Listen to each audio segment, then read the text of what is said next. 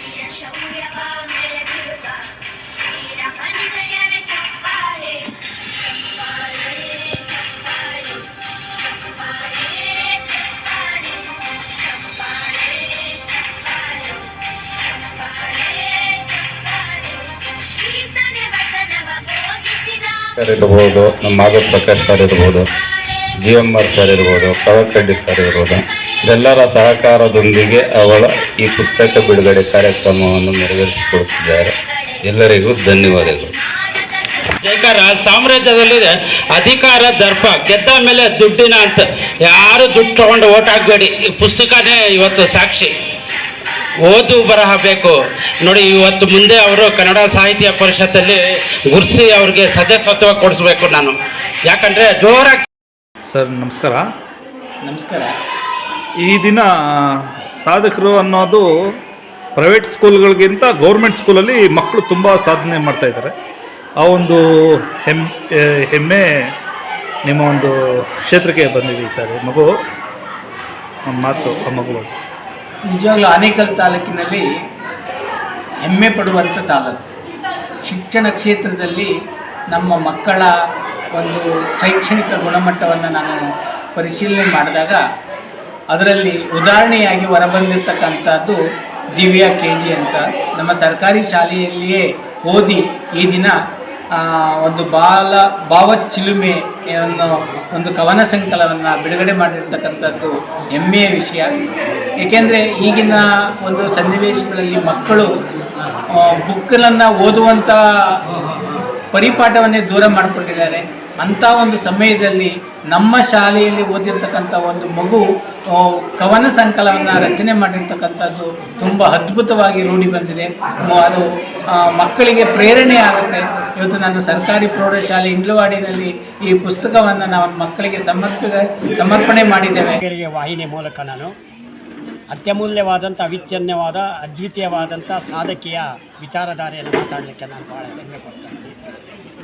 ಸರ್ಕಾರಿ ಶಾಲೆಯಲ್ಲಿ ಅಧ್ಯಯನ ಮಾಡಿ ಪದವಿ KG ರವರು ತಮ್ಮ ಇಲ್ಲಿ ಸೂಕ್ತವಾಗಿ ವ್ಯಕ್ತಪಡಿಸಿರುವಂಥ, ಸೂಕ್ತವಾಗಿ ಹುದುಗಿರುವಂಥ ಪ್ರತಿಭೆಯನ್ನು ಸಾಹಿತ್ಯದ ರಚನೆಯಲ್ಲಿ ಬಳಸಿಕೊಂಡು ಆ ಸಾಹಿತ್ಯದ ಪದಗಳ ತುಣುಕುಗಳನ್ನು ಕವನಗಳಾಗಿ ಪರಿವರ್ತಿಸಿ ಇವತ್ತಿನ ದಿನ ಭಾವಚಿಲುಮೆ ಎಂಬ ಶೀರ್ಷಿಕೆಯಲ್ಲಿ ಆಕೆ ಅಧ್ಯಯನ ಮಾಡಿದಂಥ ಹಿಂಡ್ಲವಾಡಿಯ ಸರ್ಕಾರಿ ಪ್ರೌಢಶಾಲೆಯ ಆವರಣದಲ್ಲಿ ಅವರೆಲ್ಲ ಹಿರಿಯರ ಗುರುವರೇಣ್ಯರ ಸಮ್ಮುಖದಲ್ಲಿ ಕಾರ್ಯಕ್ರಮದಲ್ಲಿ ಅದನ್ನು ಇವತ್ತಿನ ದಿನ ಲೋಕಾರ್ಪಣೆ ಮಾಡಲಾಗಿದೆ. ಆ ಪುಸ್ತಕಗಳನ್ನು ನಮ್ಮ ಆನೇಕಲ್ ತಾಲೂಕಿನ ಒಬ್ಬ ಸರಳ ಸಜ್ಜನಿಕೆಯ ಶಿಕ್ಷಣದ ಪ್ರೇಮಿಯಾಗಿ, ಭಾಳ ಸರಳ ವ್ಯಕ್ತಿಯಾಗಿ ಮತ್ತು ಒಬ್ಬ ಆದರ್ಶ ಮತ್ತು ನಿಷ್ಠಾವಂತ ಶಿಕ್ಷಣಾಧಿಕಾರಿ ಆಗಿರುವಂಥ ಶ್ರೀಯುತ ವೆಂಕಟೇಶ್ವರ ಸರ್ ಅವರ ಮೂಲಕ ಅದು ಇವತ್ತಿನ ದಿನ ಲೋಕಾರ್ಪಣೆಗೊಂಡಿದೆ. ಆ ಕಾರ್ಯಕ್ರಮದ ಅಧ್ಯಕ್ಷತೆ ವಹಿಸಿದ್ದಂಥ ಆನೇಕಲ್ ತಾಲೂಕು ಕನ್ನಡ ಸಾಹಿತ್ಯ ಪರಿಷತ್ತಿನ ಅಧ್ಯಕ್ಷರು ಆತ್ಮೀಯರಾದಂಥ ಪ್ರಕಾಶ್ರವರ ಸಾರಥ್ಯದಲ್ಲಿ ಕಾರ್ಯಕ್ರಮ ಭಾಳ ಯಶಸ್ವಿಯಾಯಿತು. ಶಾಲೆ ಎಲ್ಲ ಮುಖ್ಯ ಸಂತಸಕರವಾಗಿ ಹೇಳುವಂಥ ಒಂದೇ ಒಂದು ಸಂದೇಶ ಏನು ಹೇಳಿದರೆ, ಓದುವಂಥ ಎಲ್ಲ ಮಕ್ಕಳು, ವಿಶೇಷವಾಗಿ ಸರ್ಕಾರಿ ಶಾಲೆಯಲ್ಲಿ ಅಧ್ಯಯನ ಮಾಡುವಂಥ ಪ್ರತಿಯೊಬ್ಬ ಮಕ್ಕಳಲ್ಲಿ ಸೂಕ್ತವಾಗಿ ಹುದುಗಿರುವಂಥ ಆ ಒಂದು ಪ್ರತಿಭೆಯನ್ನು ಹೊರಹೊಮ್ಮಿಸುವುದರ ಮೂಲಕ ಸಾಹಿತ್ಯದ ಒಡನಾಟ ಇಟ್ಕೋಬೇಕು. ಇವತ್ತು ದಿವ್ಯಾ ಕೇಜಿರವರು ಈ ಒಂದು ಸ್ಥಾನಮಾನಕ್ಕೆ ಬರಬೇಕಾದ್ರೆ ಒಂದೇ ಒಂದು ಕಾಯಕ ಏನಂದರೆ, ಯಾರು ಪುಸ್ತಕ ಅಧ್ಯಯನದಲ್ಲಿ ನಿತ್ಯ ವಿನೂತನ ಚಿರಂತನವಾಗಿ ತೊಡಗಿರ್ತಾರೋ, ಪುಸ್ತಕ ಅಧ್ಯಯನದಲ್ಲಿ ನಿರಂತರವಾಗಿ ಯಾರು ತೊಡಗಿರ್ತಾರೋ ಅವರು ಮಾತ್ರ ಗ್ರಂಥಗಳನ್ನು ಬರೆಯಲಿಕ್ಕೆ, ಪುಸ್ತಕಗಳನ್ನು ಬರೆಯಲಿಕ್ಕೆ ಅರ್ಹರು ಎಂಬುದನ್ನು ಆಕೆ ತನ್ನ ಪುಸ್ತಕದ ಲೋಕಾರ್ಪಣೆ ಮೂಲಕ ತಿಳಿಪಡುತ್ತಿದ್ದಾಳೆ. ಸರ್, ಇವತ್ತಿನ ಕಾರ್ಯಕ್ರಮದ ಬಗ್ಗೆ ಇವತ್ತು ಇಂಗೋಡಿ ಪ್ರೌಢಶಾಲೆಯಲ್ಲಿ ದಿವ್ಯರವರ ಭಾವಚಿಲುಮೆ ಅಂತಕ್ಕಂಥ ಕವನಗಳ ಸಂಕಲನವನ್ನು ಲೋಕಾರ್ಪಣೆ ಮಾಡಿದ್ದೇವೆ. ನಿಜಕ್ಕೂ ಬಹಳ ಸಂತೋಷಕರವಾಗಿರ್ತಕ್ಕಂಥ ಒಂದು ದಿನ. ಯಾಕಂತಂದರೆ ಇವತ್ತು ಸರ್ಕಾರಿ ಶಾಲೆಗಳಲ್ಲಿ ಬಹುಮುಖ ಪ್ರತಿಭೆಗಳು ಅಡಗಿದ್ದಾವೆ ಅನ್ನೋದಕ್ಕೆ ದಿವ್ಯರವರ ಸಾಕ್ಷಿ. ಅವರು ತಂದಿರತಕ್ಕಂಥ ಭಾವಚಿಲುಮೆ ಕವನ ಸಂಕಲನ ಬಹಳ ಚೆನ್ನಾಗಿ ಮೂಡಿಬಂದಿದೆ. ಇನ್ನಷ್ಟು ಒಂದು ಪರಿಪಕ್ವವಾಗಿ ಅವರ ಒಂದು ಪ್ರತಿಭೆ ಸಮಾಜಕ್ಕೆ ನೀಡಲಿ. ಇವತ್ತು ಎಷ್ಟೋ ಕವಿಗಳು ಇವತ್ತು ಸರ್ಕಾರಿ ಶಾಲೆಗಳಲ್ಲಿ ಉದ್ಭವ ಆಗ್ತಾ ಇರ್ತಕ್ಕಂಥ ಈ ಸಂದರ್ಭದಲ್ಲಿ ಅವರು ಎಲ್ಲರೂ ಕೂಡ ಮಾದರಿಯಾಗಿರ್ತಕ್ಕಂಥ ಕೆಲಸವನ್ನು ನಮ್ಮ ದಿವ್ಯರವರು ಮಾಡಿದ್ದಾರೆ. ಅದ್ಭುತವಾಗಿರ್ತಕ್ಕಂಥ ಕೆಲಸ. ಇಂತಹ ಕವಿಗಳು ಗ್ರಾಮೀಣ ಪ್ರದೇಶದಲ್ಲಿ ತಮ್ಮ ಪ್ರತಿಭೆಯನ್ನು ಹೊರಚೆಲ್ತಾ ಇರ್ತಕ್ಕಂಥದ್ದು ಬಹಳ ವಿರಳ. ಅಂಥದ್ರಲ್ಲಿ ದಿವ್ಯರವರು ಈ ರೀತಿಯಾಗಿರ್ತಕ್ಕಂಥ ಪ್ರತಿಭೆಯನ್ನು ಹೊಂದಿರತಕ್ಕಂಥದ್ದು ಅವರ ತಾಯಿ ತಂದೆ ಮಾಡಿರ್ತಕ್ಕಂಥ ಪುಣ್ಯ.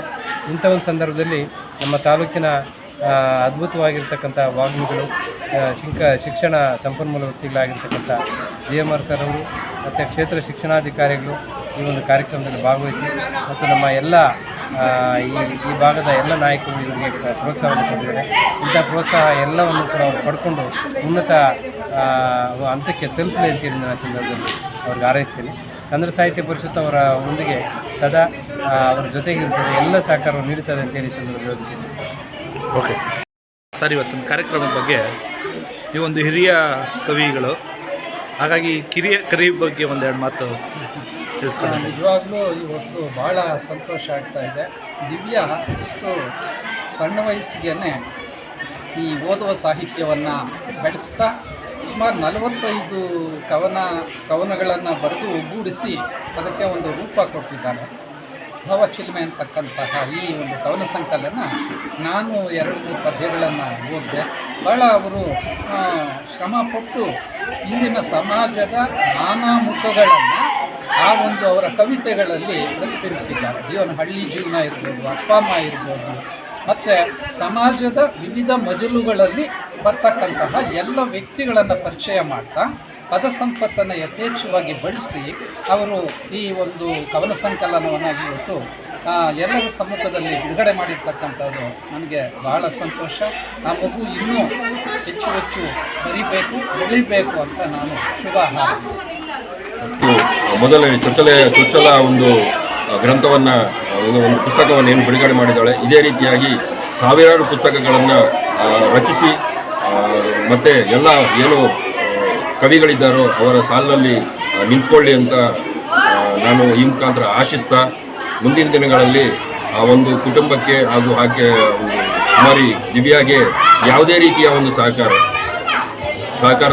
ಸಹಕಾರನ ನನ್ನ ವೈಯಕ್ತಿಕವಾಗಿರ್ಬೋದು ಅಥವಾ ಬೇರೆ ಯಾವುದೇ ಒಂದು ಆರ್ಥಿಕವಾಗಿ ಅಥವಾ ಯಾವುದಾದ್ರೂ ಸಂಸ್ಥೆಗಳ ಸಹಾಯ ಬೇಕಾದರೂ ಸಹ ನನ್ನ ವೈಯಕ್ತಿಕವಾಗಿ ನಾನು ಆಕೆಗೆ ಮತ್ತು ಅವರ ಕುಟುಂಬಕ್ಕೆ ನೀಡೋದರಲ್ಲಿ ಸಹಕಾರ ನೀಡ್ತೀನಿ ಅಂತ ಈ ಮುಖಾಂತರ ಕೇಳ್ಕೊಳ್ತಾ, ಮುಂದಿನ ದಿನಗಳಲ್ಲಿ ಇನ್ನೂ ಹಲವಾರು ಪುಸ್ತಕಗಳನ್ನು ರಚಿಸಲಿ, ಮುಂದೆ ಎಲ್ಲ ಕವಿಗಳ ಸಾಲಿನಲ್ಲಿ ಆಕೆಯೂ ಸಹ ಕುಮಾರಿ ದಿವ್ಯಾ ನಿಂತ್ಕೊಳ್ಳಿ ಅಂತ ಈ ಮುಖಾಂತರ ಕೇಳ್ಕೊಳ್ತೀನಿ. ನಾನು ಗ್ರಾಮ ಪಂಚಾಯಿತಿ ಅಧ್ಯಕ್ಷರಾಗಿರುವಂತಹ ಅಶ್ವತ್ಥ ಸರ್ ಅವರಿಗೆ ವಂದಿಸುತ್ತಾ, ಕಾರ್ಯಕ್ರಮದಲ್ಲಿ ನೋಡಿ ಗ್ರಾಮ ಪಂಚಾಯಿತಿಯ ಒಂದು ಪ್ರೌಢಶಾಲೆಯಲ್ಲಿ ನಾನು ವ್ಯಾಸಂಗ ಮಾಡಿದ್ದೆ. ಹಾಗೂ ವಿಶ್ವಚೇತನ ಡಿಗ್ರಿ ಕಾಲೇಜಿನಲ್ಲಿ ನಾನು ಈಗ 6ನೇ ಸೆಮಿಸ್ಟರ್ ಡಿಗ್ರಿನಲ್ಲಿ ಓದಿ ಈಗ ಕಾರ್ಯನಿರತವಾಗಿದ್ದೇನೆ. ಹಾಗೂ ನನಗೆ ಕನ್ನಡ ಸಾಹಿತ್ಯದ ಅಭಿರುಚಿ ಬೆಳೆಸ್ಕೊಟ್ಟಿದ್ದು ಕನ್ನಡ ಮೇಡಮ್ ಬಂದದ್ದು ಶೋಭಾ ಮೇಡಮ್ ಅವರು. ಅವ್ರ ಮುಖಾಂತರ ಕನ್ನಡ ಪ್ರೀತಿ ಪ್ರೇಮ ಅವರ ಮುಖಾಂತರ ಕೊಟ್ಟಂತಹ ಒಂದು ಸ್ಫೂರ್ತಿಯಾಗಿ ನಾನು ಮುಂದೆ ಅದರ ಒಂದು ಚಿಗುರು ಅಂತ ಹೇಳೋದಕ್ಕೆ ನಾನು ತುಂಬ ಹೆಮ್ಮೆ ಪಡುತ್ತೇನೆ. ಆ ವಿಶ್ವಚೇತನದ ಪದವಿ ಕಾಲೇಜಿನ ನನ್ನ ತರಗತಿಯ ಸ್ನೇಹಿತರು ಹಾಗೂ ವಿಶ್ವಚೇತನ ತರಗತಿಯ ಶಿಕ್ಷಕರು ಹಾಗೂ ನನ್ನ ಪ್ರೌಢಶಾಲೆಯ ಶಿಕ್ಷಕರು ಹಾಗೂ ಕರಕಲಘಟ್ಟ ಗ್ರಾಮದಿಂದ ನಾನು ಹೊಮ್ಮಿರೋದು ಅಂತ ಅಲ್ಲಿಂದ ಮೊದಲನಾಗಿ ಬೇಸ್ಮೆಂಟ್ ಆಗಿ ಇದು ಮಾಡ್ಕೊಟ್ಟಿದ್ದು ನಮ್ಮ ಸರ್ಜಾ ಮೇಡಮ್, ಅವ್ರಿಗೂ ನಾನು ಧನ್ಯವಾದ ತಿಳಿಸ್ತೇನೆ. ಈ ಚೊಚ್ಚಲ ಕೃತಿಯಾದಂಥ ಲೋಕಾರ್ಪಣೆ ಸಮಾರಂಭಕ್ಕೆ ಆಗಮಿಸಿದಂತಹ ಎಲ್ಲ ಗುರುವೇಣಿಯರಿಗೂ ಹಾಗೂ ಮುನ್ನುಡಿ ಅಂತ ಬರ್ಕೊಟ್ಟಂತಹ ಗುರುವೇಣಿಯರಂತ ಶ್ರೀ ಮುನಿರಾಜು GMR ಅವರಿಗೆ ಅಭಿನಂದನೆಗಳನ್ನು ತಿಳಿಸುತ್ತೇನೆ. ಹಾಗೆ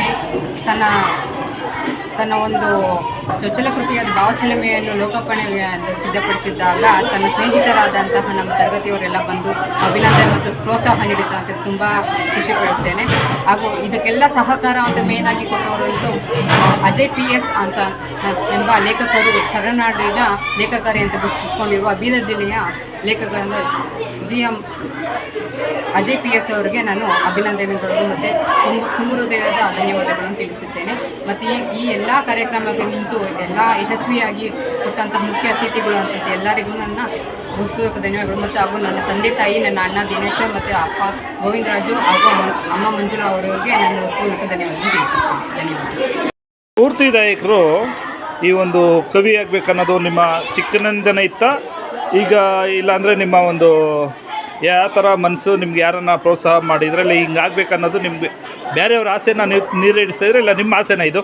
ಈಗ ತರಗತಿಯಲ್ಲಿ ನಾನು ಕೆಲವೊಬ್ಬರನ್ನ ವಿಚಾರವನ್ನು ತಿಳ್ಕೊಂಡು ನಮ್ಮ ಹಳ್ಳಿಗಾಡಲ್ಲಿ ನಾನು ಬೆಳೆದಿದ್ದ ಕಷ್ಟ ಸುಖ ಅಂತ ಅಲ್ಲಿಂದ ನೇಚರ್ನ ತಿಳ್ಕೊಂಡು ಮತ್ತು ನನಗೆ ಕವನ ಸಂಕಲನ ಬರೀಬೇಕು, ನಾನು ಮುಂದೆ ಒಂದು ಹೆಜ್ಜೆ ಇದೆ ಸಾಹಿತ್ಯ ಪರಿಷತ್ತಲ್ಲಿ ಬರಬೇಕು ಅಂತ ಒಂದು ಮುಖ್ಯವಾದ ಕಾರಣ ಏನಂದರೆ ಈಗಿನ ಜನ್ರೇಷನಲ್ಲಿ ಈಗಿದ್ದವ್ರು ನಾಳೆ ಇರಲ್ಲ. ಅಂಥದ್ರಲ್ಲಿ ನಮ್ಮ ತಂದೆ ತಾಯಿ ಮುಂದೆ ನಾವು ಅವರು ತಲೆ ಎತ್ತಿ ನಾವು ಸಾಯೋ ತನಕ ನಾವು ಏನು ಮಾಡ್ತೀವೋ ಅದು ಇರೋಲ್ಲ, ಕೊನೆ ತನಕ ಯಾರು ಇರೋದಕ್ಕೂ ಆಗೋದಿಲ್ಲ. ಅಂಥದ್ರಲ್ಲಿ ನಮ್ಮ ತಂದೆ ತಾಯಿ ಮುಂದೆ ನಾವು ಬೆಳೆದು ತೋರಿಸ್ಬೇಕು, ನಮ್ಮದು ಒಂದು ಚಿಕ್ಕ ಪುಟ್ಟ ಹೆಜ್ಜೆ ಆದರೂ ಇಟ್ಟು ನಾವು ಅದನ್ನು ತೋರಿಸ್ಬೇಕು ಅನ್ನೋ ಮುಖಾಂತರ ನಾನು ಇದರಲ್ಲಿ ಆಸಕ್ತಿ ಮುಟ್ಕೊಂಡು ತಂದೆ ತಾಯಿಗೆ ತೃಪ್ತಿ ಕೊಡಬೇಕು, ನಾನು ಒಂದು ತಂದೆ ತಾಯಿಗೆ ಒಂದು ಹೆಸರು ತಗೊಳ್ಳಿ ಬರಬೇಕಾ, ಗ್ರಾಮಕ್ಕೆ ಒಂದು ಹೆಸರು ತಗೊಳ್ಬೇಕು ಬರಬೇಕಂತ ನಿಮ್ಮ ಆಸೆ? ಹೌದು, ತಂದೆ ತಾಯಿಗಳು ಮೊದಲು ನಮ್ಮಲ್ಲಿ ನಾವು ಇದು ಮಾಡಿಕೊಂಡ್ರೆ ಫಸ್ಟ್ ಮನೆಯಲ್ಲಿ ನಾನು ತಂದೆ ತಾಯಿಗಳು ಉಪಯೋಗ ನಾವು ಗುರು ಹಿರಿಯರಿಗೂ ನಾವು ಗೌರವ ಕೊಡೋದನ್ನು ಕಲ್ತ್ಕೋತೀವಿ. ಅದೇ ರೀತಿ ಗ್ರಾಮ, ರಾಜ್ಯ, ಅದೇ ರೀತಿ ದೇಶಕ್ಕೆ ಒಳ್ಳೇದು ಮಾಡುವಂಥ ಒಂದು ಸ್ಫೂರ್ತಿದಾಯಕವನ್ನು ಹಾಕೊಟ್ಟಂತಹ ತಂದೆ ತಾಯಿಗಳು ಮತ್ತು ಶಿಕ್ಷಕರು ಒಂದು ಈಗಿನ ಜನ್ರೇಷನ್ನು ಫುಲ್ಲು ಮೊಬೈಲಲ್ಲೇ ಮುಳುಗೋಗಿದ್ದಾರೆ. ಅದರಲ್ಲಿ ಕೆಟ್ಟದ್ದು ಇದೆ, ಒಳ್ಳೆಯದು ಇದೆ, ಅದನ್ನು ನಾವು ಸರಿಪಡಿಸ್ಕೊಂಡು ಹೋಗಬೇಕು. ನಾನು ಒಂದೇ ಓದಿದ್ದೆ ಬುಕ್ಕಿಂದನೇ ಅಂತ ನಾನು ಹೇಳೋದಕ್ಕೆ ಇಷ್ಟಪಡಲ್ಲ.